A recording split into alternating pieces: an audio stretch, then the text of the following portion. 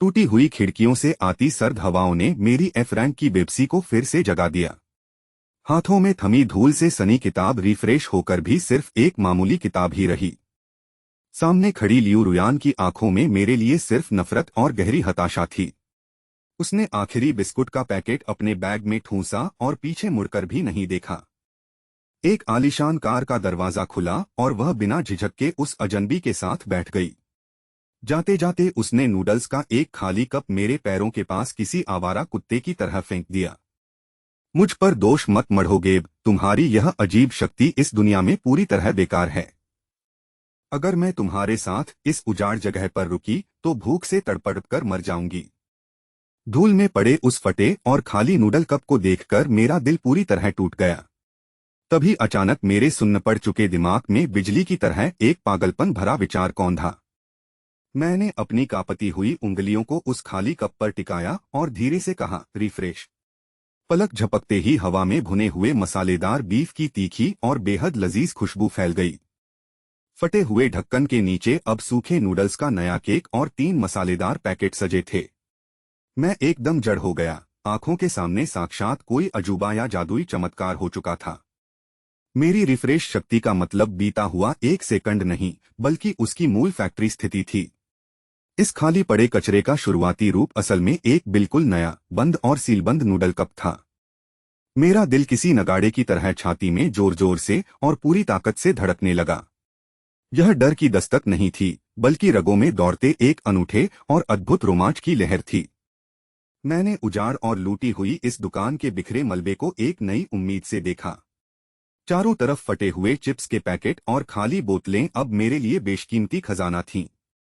मैंने तुरंत नूडल्स बनाने की जल्दबाजी नहीं की, क्योंकि खुशबू भूखे शिकारियों को बुला सकती थी। मैं दबे पांव रेंगते हुए ऊपर की मंजिल पर बने अंधेरे गोदाम की तरफ बढ़ने लगा। लोहे की भारी अलमारियों को घसीटकर मैंने गोदाम के इकलौते मुख्य दरवाजे को पूरी तरह बंद किया। सुरक्षा का पूरा भरोसा होते ही मैंने फर्श पर खाली कप रखकर अपना पहला प्रयोग शुरू किया। हवा में एक अदृश्य और बेहद महीन लहर उठी और खाली प्लास्टिक एकदम नई हो गई। 10 मिनट के भीतर मेरे सामने 60 चमचमाते हुए नूडल्स कपों का एक छोटा पहाड़ खड़ा था। इस अनोखी शक्ति का कूलडाउन समय सिर्फ 10 सेकंड था, जो मुझे असीमित भोजन दे सकता था। पास पड़ी पानी की खाली बोतल पर ध्यान जाते ही मैंने फिर से रिफ्रेश शब्द दोहराया। तुरंत ही साफ और शुद्ध पानी से भरी हुई 500 मिलीलीटर की बोतल चमक उठी। कोने में पड़ी फर्स्ट एड किट की खाली डिब्बी को छुआ तो वह दवाइयों से लबालब भर गई। दवा, पानी और ताज़ा भोजन जैसी कीमती चीजें अब मेरे इशारों पर नाचने के लिए तैयार थीं। लियू रुयान, तुमने कहा था ना कि मेरी यह अनोखी शक्ति इस दुनिया में सबसे बेकार है। बस कुछ दिन और रुको, तुम खुद घुटनों के बल रेंगते हुए मेरे पास भीख मांगने आओगी। अगले 3 दिनों तक मैंने खुद को उस सुरक्षित और शांत गोदाम के भीतर कैद रखा। कचरे के ढेर को रिफ्रेश कर करके मैंने चिप्स, बिस्कुट और चॉकलेट के बड़े बक्से तैयार किए। कोने में ठंडे पेय पदार्थों और पानी की बोतलों की एक पूरी अभेद्य दीवार खड़ी हो गई। मलबे से मिले खाली गैस कैनिस्टर को रिफ्रेश करके मैंने छोटे चूल्हे पर पानी चढ़ा दिया। मसालों की महक जैसे ही उबली, महीनों बाद गर्म खाना देखकर मेरे आंसू छलक आए। तबाही की शुरुआत के बाद से यह मेरा सबसे पेट भरने वाला और सुकून भरा भोजन था। खाना खत्म होते ही मेरा दिमाग खुला कि इस दुकान में हमेशा छिपे रहना मुमकिन नहीं। ज़ोंबी या दूसरे खतरनाक बचे हुए लोग जल्द ही इस दुकान को ढूंढकर तबाह कर देंगे। मुझे खुद को जिंदा रखने के लिए अब एक मजबूत बेस और कुछ घातक हथियारों की जरूरत थी। मैंने 2 बड़े ट्रैकिंग बैग्स में जरूरी सामान ठूंस कर पूरी तरह से तैयार कर लिया। दरवाजे की झिरी से बाहर झांका, जहां कुछ गलते हुए ज़ोंबी सड़कों पर भटक रहे थे। रिफ्रेश किए हुए तेज धार फल काटने वाले चाकू को मैंने अपनी उंगलियों में कसकर भींचा। तंग और सुनसान गलियों के रास्ते मैंने शहर के मुख्य खतरों को चालाकी से पीछे छोड़ दिया। रास्ते में जब एक ज़ोंबी ने घेरा तो मैंने रिफ्रेश की हुई कोका कोला की केन दे मारी। जैसे ही उसका संतुलन बिगड़ा, मैंने फुर्ती से उसकी गर्दन पर तेज चाकू से वार किया। मेरा अंतिम लक्ष्य पश्चिम में स्थित आलीशान और मजबूत सुरक्षा वाली ब्लूबे आई रेजिडेंस सोसाइटी थी। वहां मेरे माता पिता का घर था, जिनसे यूनिवर्सिटी के समय से मेरा कोई संपर्क नहीं था। रास्ते के मंजर बेहद खौफनाक थे। लोग चंद दानों के लिए अपनों का खून बहा रहे थे। इंसानियत के इस पतन के सामने लियू रुयान का धोखा अब एक मामूली सी बात लगने लगा। तीसरे दिन की ढलती शाम को मैं आखिरकार ब्लूबे के ऊंचे और मजबूत लोहे के गेट पर पहुंचा। सामान गटर में छिपाकर सिर्फ एक बोतल पानी लेकर मैं शरणार्थी बनकर गेट की तरफ बढ़ा। रुको, वहीं रुक जाओ। कौन हो तुम? दीवार के ऊपर से एक तीखी आवाज गूंजी। मैंने अपने धूल और गर्द से सने दोनों हाथ धीरे धीरे ऊपर उठाए।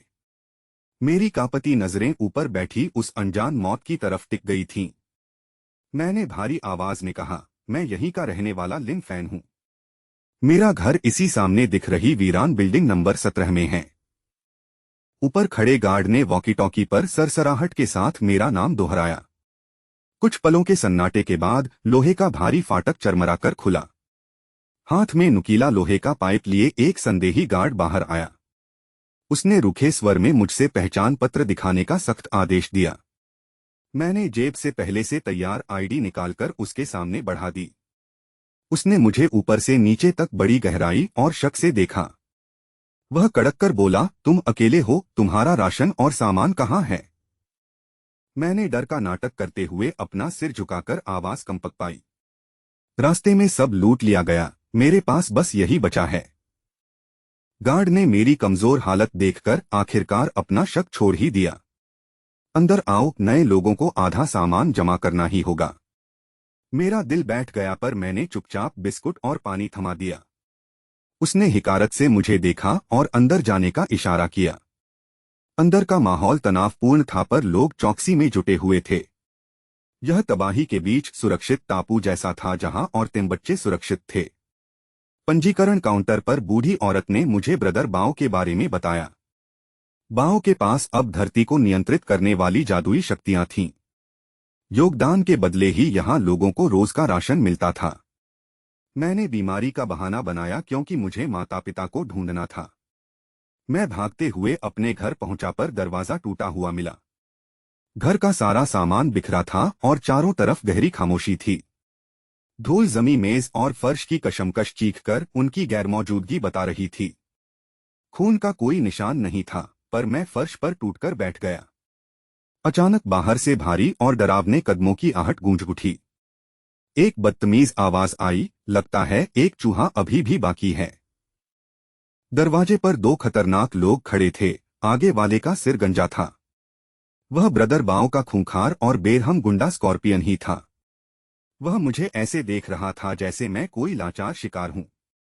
तुम्हारे माँ बाप पर कर्ज था, इसलिए उन्हें बाहर निकाल दिया गया। गुस्से से मेरी आंखें सुलग उठीं। तुमने मेरे माता पिता के साथ क्या किया? वह हंसा और बोला, हमारे लिए गुलामी करो तो यहां रहने देंगे। मुझे समझ आ गया कि यह जगह भी भेड़ियों का इलाका है। मेरा हाथ चुपके से बैग में रखे तेज चाकू की तरफ बढ़ा।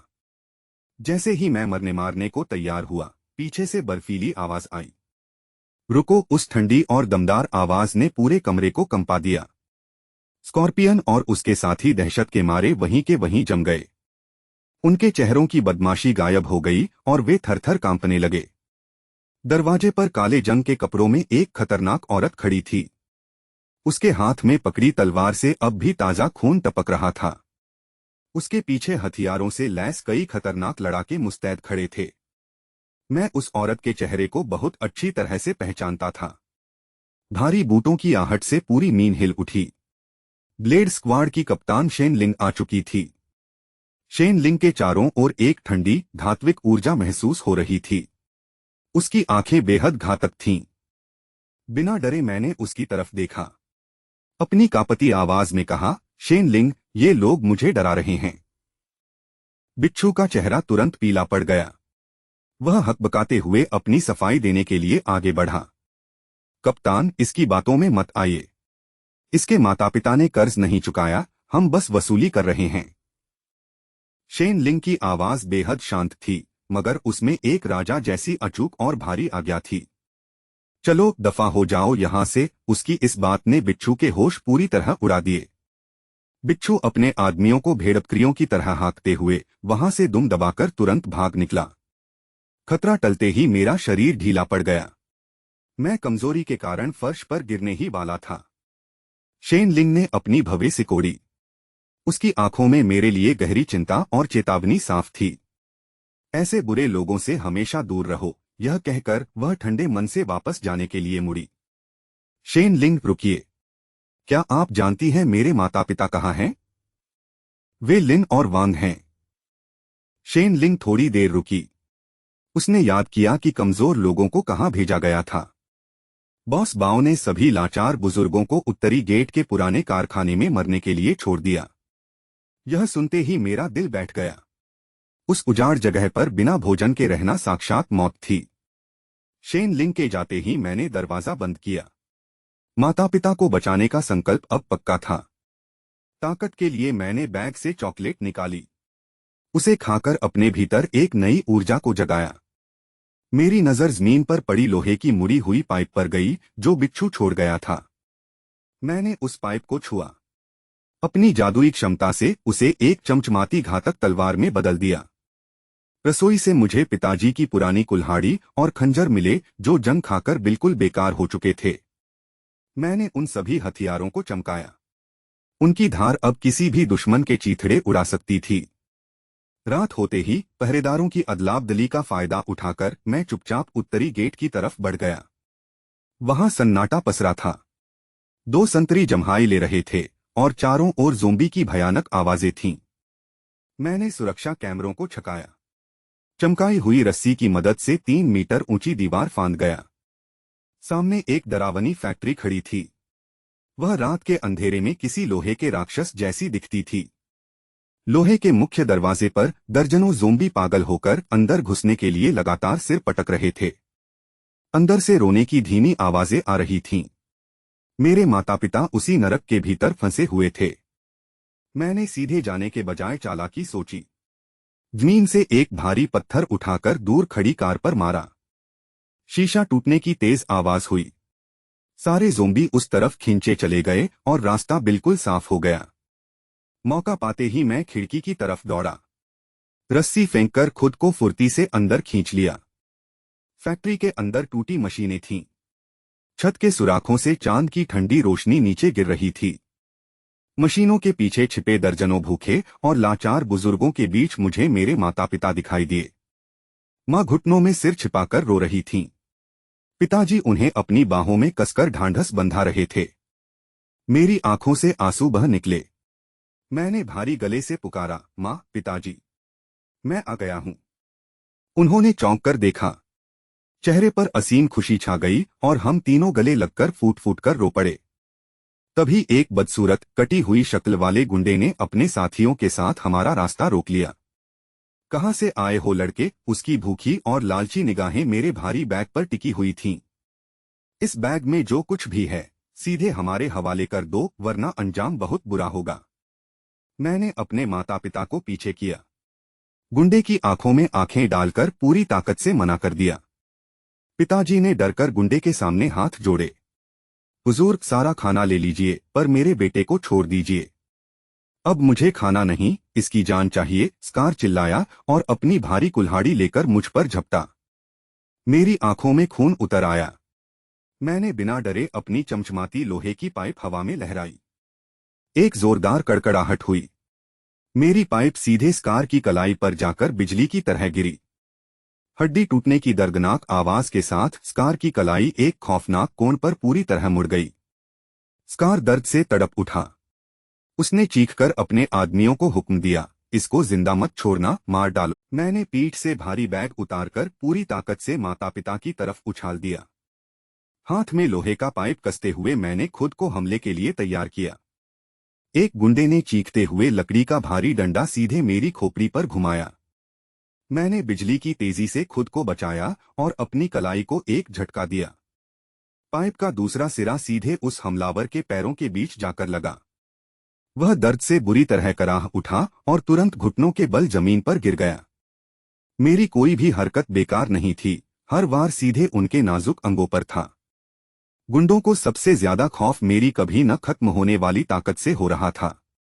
2 साथियों को तड़पता देख बाकी बचे बदमाश डर के मारे पीछे हटने लगे। दागदार चेहरे वाले नेता ने अपनी टूटी कलाई थामी और खौफ से मुझे देखा। वह कांपते हुए हकलाकर बोला कि आखिर तुम कौन हो और क्या कोई यूजर हो। मैंने उसे कोई जवाब नहीं दिया और बस अपनी बर्फीली नजरों से घूरता रहा। महीनों से झेले सारे जुर्म आज मेरे भीतर एक दहकते अंगारे में बदल गए। मैंने शांत मगर कातिलाना आवाज में कहा कि या तो यहां से भागो या मरो। तभी अचानक फैक्ट्री का लोहे का विशाल दरवाजा एक भयानक धमाके से गूंज उठा। बाहर मौजूद लाशों का झुंड उस भारी लोहे के गेट पर लगातार टकरा रहा था। चारों तरफ चीख पुकार मच गई और लोग अपनी जान बचाने के लिए भागने लगे। दागदार चेहरे वाले ने अपने गुंडों के साथ मिलकर गेट पर मलबे का ढेर लगाया, लेकिन लाशें बहुत ज्यादा थीं और गेट का ताला टूटने की कगार पर पहुंच गया। मेरे डरे हुए माता पिता ने डर के मारे मेरा हाथ कसकर पकड़ लिया था। मैंने उस जंग लगे गेट को देखा और मेरे दिमाग में एक तरकीब आई। सबकी हैरान निगाहों के बीच मैं हाथ में पाइप लिए सीधे गेट की तरफ बढ़ा। एक गुंडे ने चिल्लाकर कहा कि वहां मत जाओ, तुम अपनी जान गंवा बैठोगे। मैंने उसे नजरअंदाज किया और अपनी हथेली सीधे ठंडे सड़े लोहे पर रख दी। अगले ही पल वहां एक ऐसा चमत्कार हुआ जिसे देखकर सबकी आंखें फटी रह गईं। वह मुड़ा हुआ और टूटा हुआ लोहा धीरे धीरे अपने आप सीधा होने लगा था। कुछ ही सेकंड में वहां एक चमचमाता हुआ फौलादी मजबूत दरवाजा खड़ा हो गया। बाहर खड़ी लाशों के वार अब उस फौलाद पर बेअसर होकर सिर्फ गूंज रहे थे। पूरी फैक्ट्री में एक सन्नाटा छा गया और सब मुझे किसी भगवान की तरह देखने लगे। दागदार चेहरे वाला अपनी टूटी कलाई का दर्द भूलकर बस मुझे देखता रह गया। वह हकलाते हुए बोला कि क्या तुम्हारी जादुई ताकत चीजों को ठीक करना है।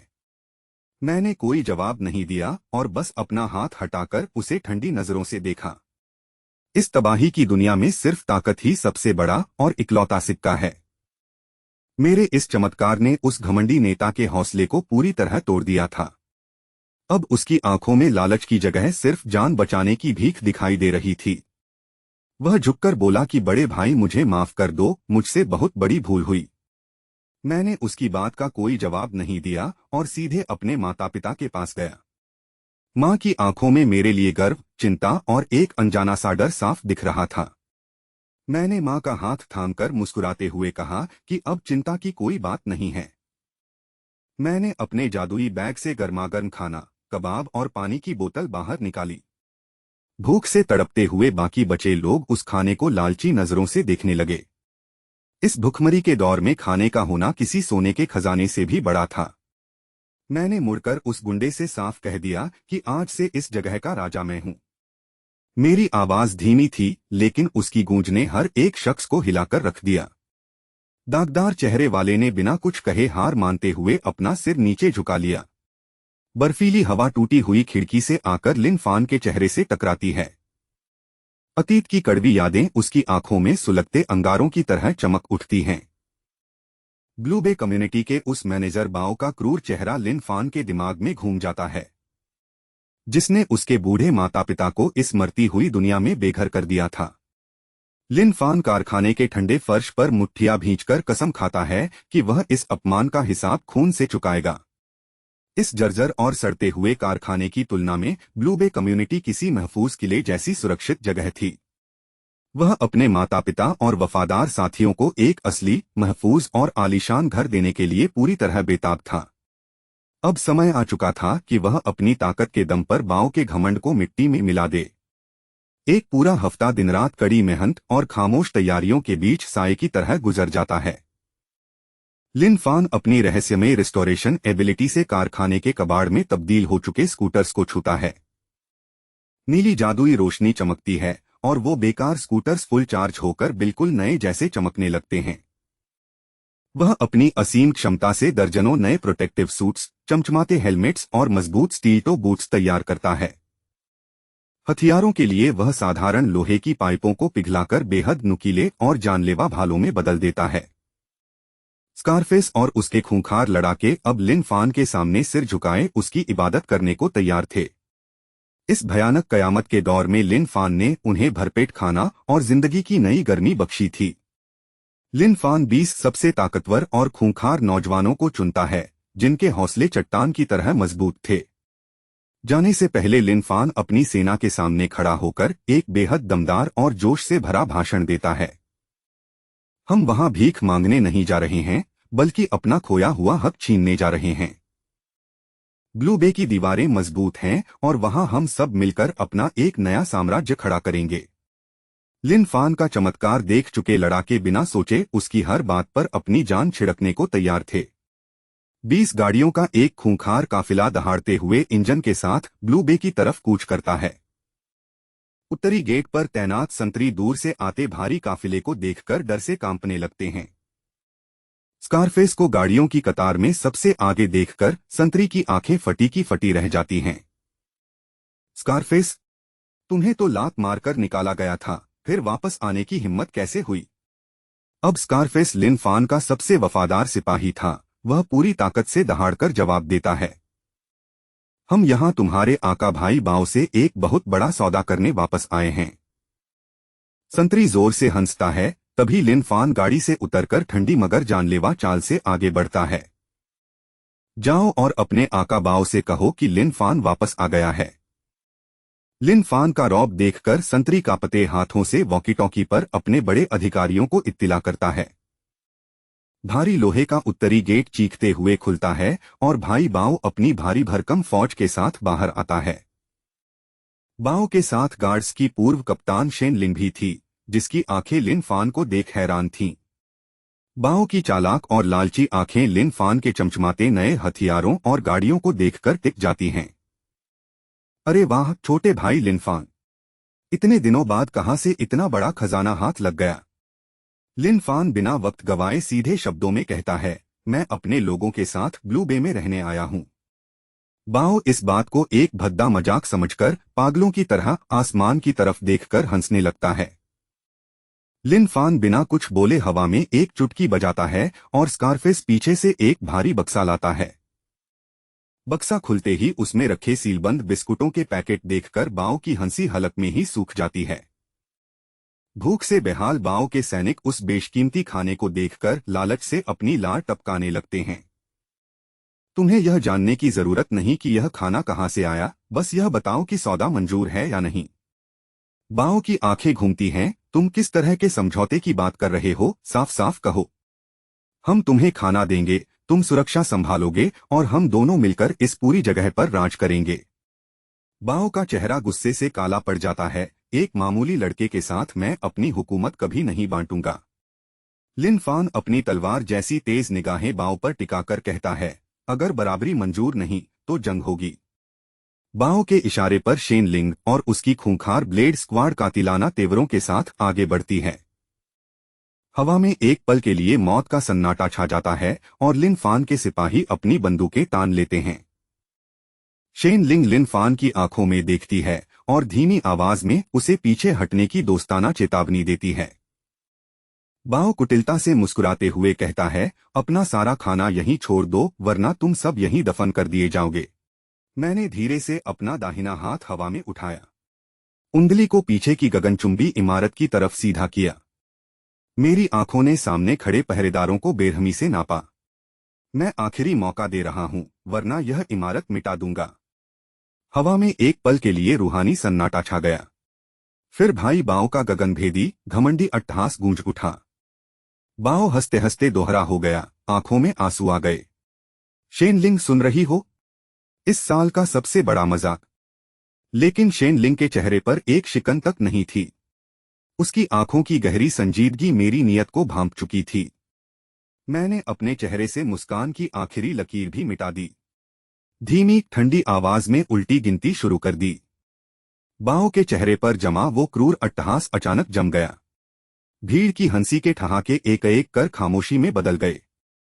30 मंजिला वो विशाल मीनार ब्लू बे की शान थी। वहां मौजूद गार्ड्स के मासूम परिवार वहीं रहा करते थे। जैसे ही मेरे होठों से गिनती का आखिरी अंक 1 निकला, बाओ दहाड़ा, खोखली धमकी है, इसे यहीं ढेर कर दो। मगर बहुत देर हो चुकी थी, समय का पहिया घूम चुका था। मैंने अपनी छिपी हुई अनंत ऊर्जा को चरम सीमा तक धकेला।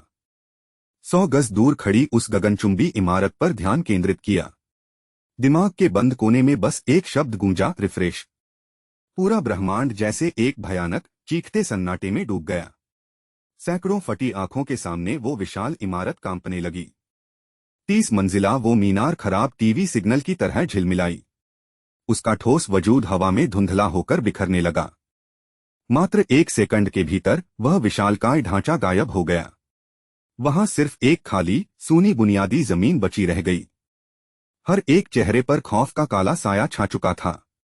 अविश्वास और गहरी दहशत ने उनकी सोचने की शक्ति छीन ली। बाओं के खूंखार लड़ाके पूरी तरह मानसिक रूप से टूट गए। हथियार फेंककर कयामत के डर से चारों तरफ भागने लगे।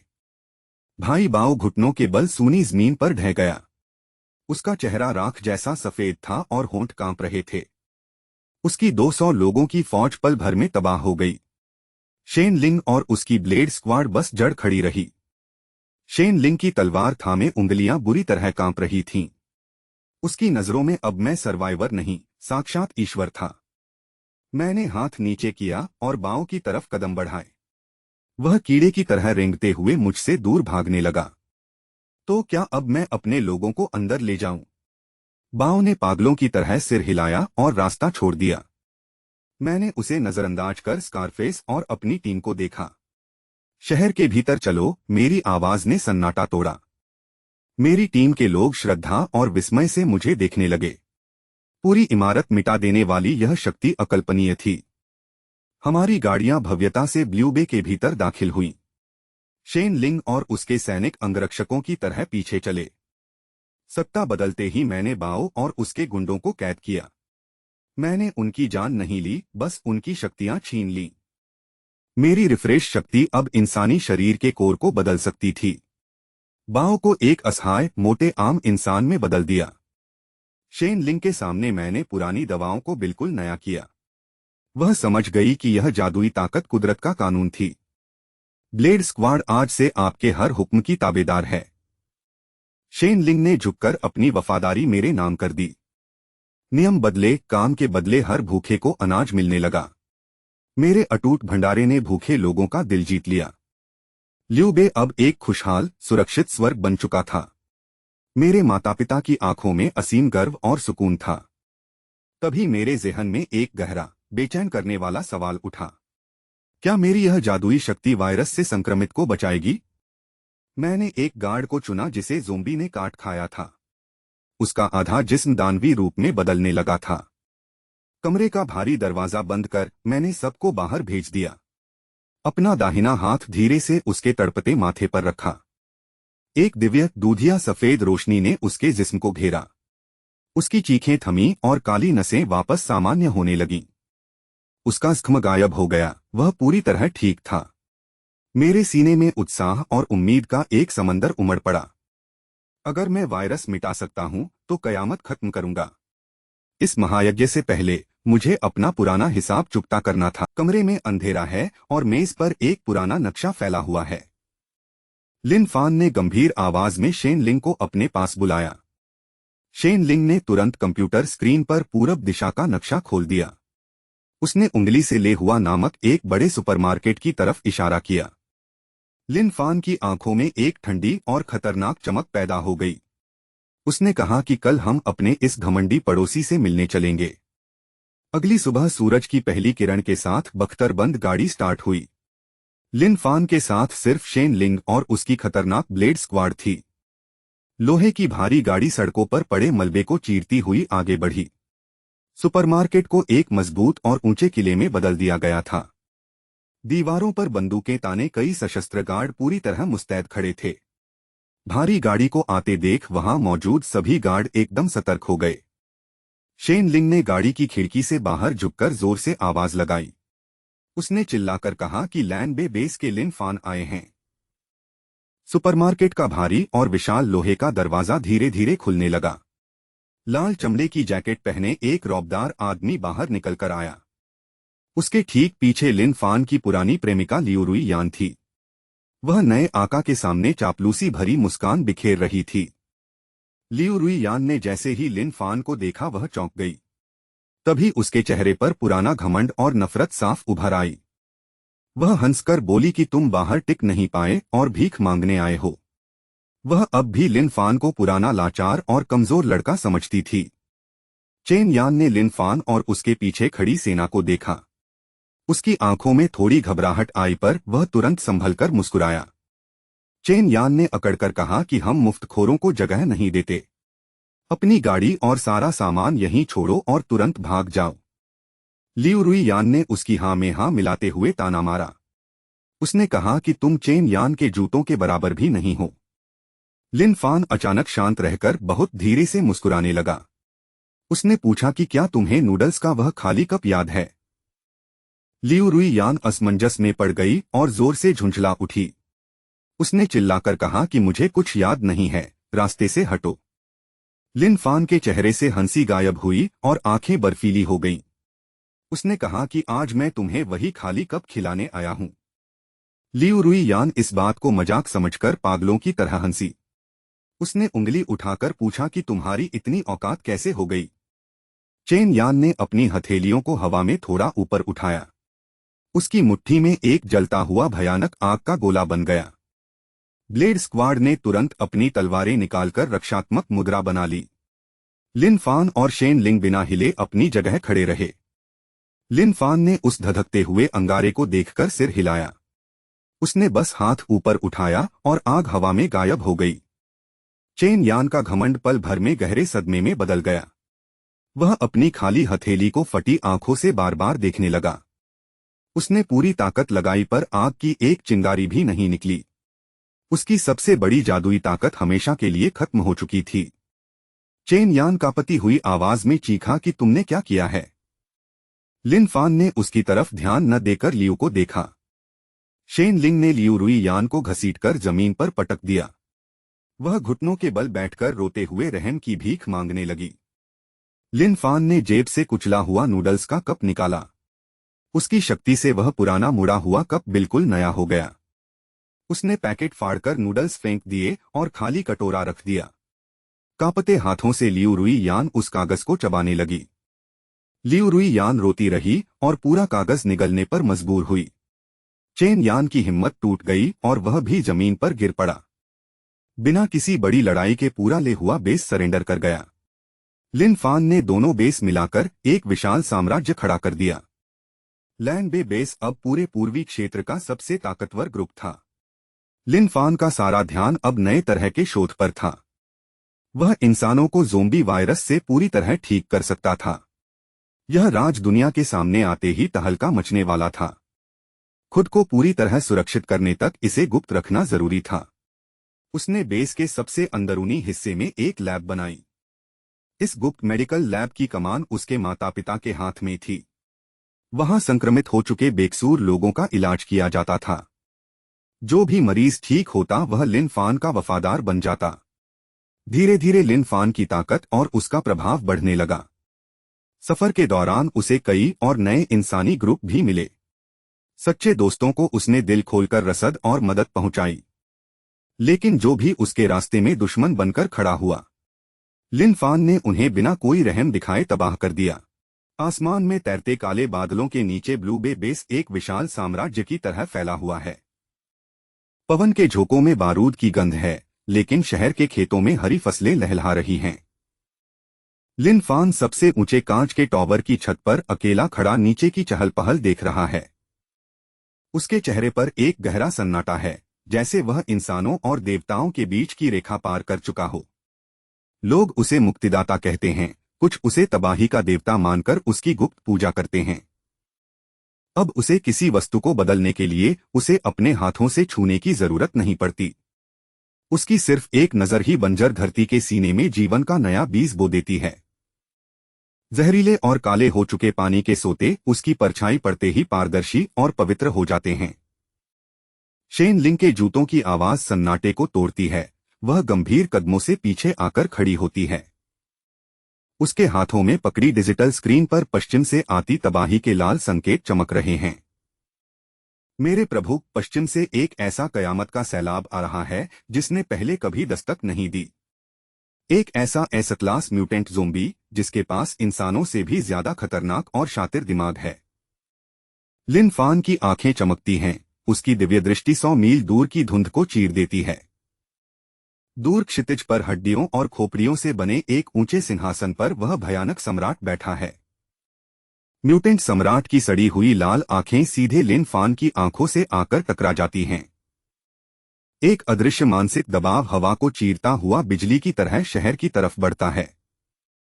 शेन लिंग का चेहरा दर्द से पीला पड़ जाता है, उसके मुंह से एक कराह निकलती है।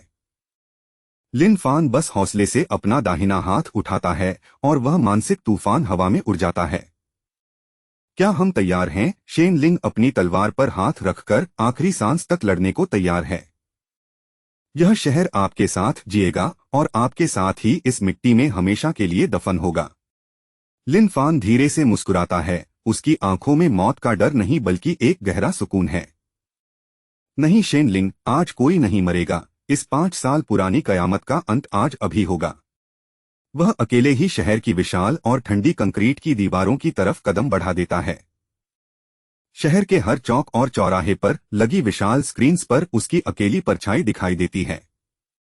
1 लाख नागरिकों की सांसें रुक गई हैं, वे डर से कांपते हुए भी उस पर भरोसा करते हैं। ज़ोंबी सम्राट एक ऐसी दहाड़ मारता है जिससे आसमान का सीना 2 टुकड़ों में फटने लगता है। करोड़ों लाशों का वह काला समंदर पूरी ताकत से शहर की दीवारों को निगलने के लिए दौड़ता है। लिन फान अपने दोनों हाथ हवा में ऐसे फैलाता है जैसे वह पूरी दुनिया को गले लगा रहा हो। लोग सोचते हैं कि कोई विनाशकारी बिजली गिरेगी, पर उसके चेहरे पर सिर्फ असीम करुणा है। उसकी शक्ति का मकसद कभी मारना था ही नहीं, उसका असली मकसद तो सिर्फ दोबारा जन्म देना था। उसने अपनी आंखें बंद कीं और अपने भीतर छिपी ब्रह्मांड की पूरी ऊर्जा को बाहर छोड़ दिया। समय की सुइयां अचानक रुक गईं और लिन फान के शरीर से एक पवित्र सफेद रोशनी निकली। वह रोशनी इतनी ठंडी और चमकदार थी कि उसने देखते ही देखते पूरे आसमान को ढक लिया। रोशनी के छूते ही सड़ती हुई लाशों के कदम रुक गए, उनका पागलपन शांत होने लगा। उनकी फटी और सड़ी हुई त्वचा पर नया कोमल इंसानी मांस और खून वापस आने लगा। उनकी खूनी और अंधी आंखों की जगह पुरानी इंसानी मासूमियत और गहरी उलझन ने ले ली। सूखी, फटी और बंजर हो चुकी जमीन के नीचे से मखमली हरी घास तेजी से उगने लगी। वर्षों पुराना जहरीला और सलेटी रंग का कोहरा छंट गया, चमकीला नीला आसमान ऊपर मुस्कुराने लगा। हड्डियों के सिंहासन पर बैठा वह भयानक म्यूटेंट सम्राट डर से कांपते हुए अपने हाथ देखने लगा। उसका भयानक और डरावना राक्षस जैसा शरीर पिघलकर एक साधारण इंसान के रूप में बदल गया। पूरी दुनिया एक झटके में रिफ्रेश हो गई थी, जैसे वह 5 साल का दुःस्वप्न कभी था ही नहीं। ब्लू बे बेस के अंदर एक गहरा सन्नाटा छा गया। लोग स्क्रीन को फटी आंखों से देख रहे थे। तभी स्क्रीन के सामने खड़े एक बूढ़े आदमी की आंखों से खुशी के आंसू टपक पड़े। फिर पूरा शहर एक साथ पागलों की तरह नाचने और खुशी से लिन फान का नाम चिल्लाने लगा। टॉवर पर खड़ा लिन फान मुस्कुराया, उसकी जादुई नूडल्स की तरह यह दुनिया भी अब रिफ्रेश हो चुकी थी।